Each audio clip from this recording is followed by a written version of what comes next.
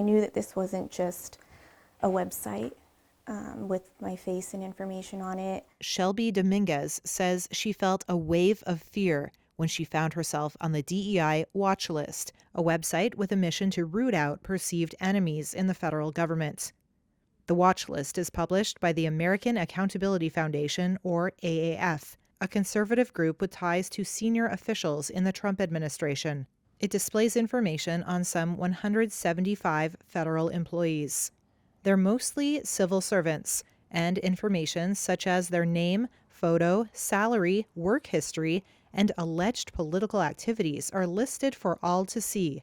And the AAF wants them removed from their jobs for allegedly promoting liberal ideologies.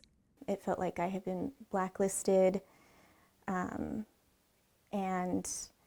it made me fearful for my future. It made me fearful for my livelihood. The website criticized her work as a diversity program specialist at the Department of Health and Human Services. One commenter on X called for her to be fired and investigated. I was just frozen in that space of anxiety, that space of depression and sadness and anger, all stacked on top of each other. Trying to maintain privacy, she says she became more secluded and was hypervigilant when she went outside. She was officially terminated from the U.S. Health Department in July.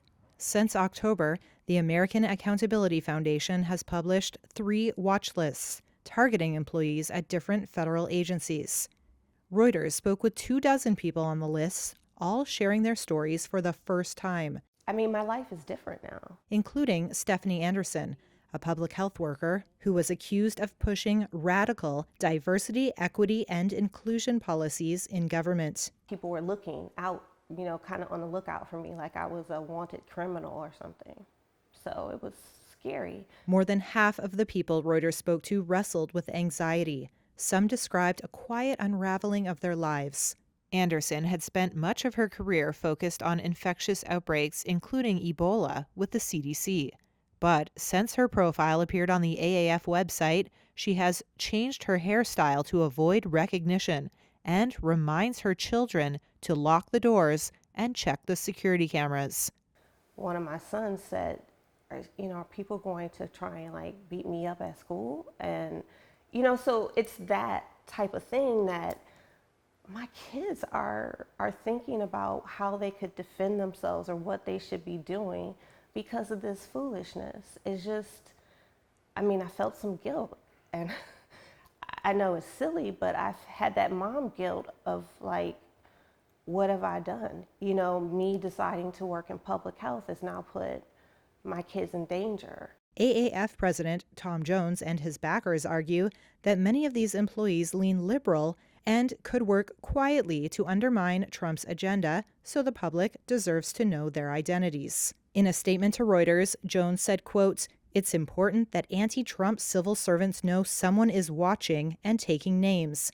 We stand by our research and reporting, with our only regret being that more people on our lists haven't left government and handed their jobs over to patriots who will execute on the agenda the American people voted for in November."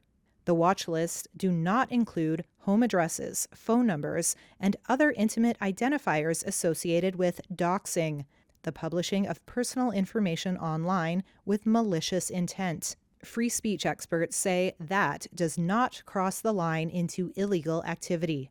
AAF also tells its targets on its website, quote, "If you see yourself on this list and wish to be removed, please forward us evidence that you've resigned or been fired." I did watch every time I left my house. Patricia Kramer, who was terminated from her job in July, has fought hard to get her photo taken down from the website. But she, like many others, has been unsuccessful. The 43-year-old U.S. Army veteran, who was a Hispanic employment strategist at the NIH, said seeing her bio on the list in February triggered the same anxiety she felt during her 2009 deployment to Iraq, when she lived under the constant threat of being targeted by enemy soldiers. Telling an audience that these people are targets is essentially telling them that they should focus their attention on these individuals.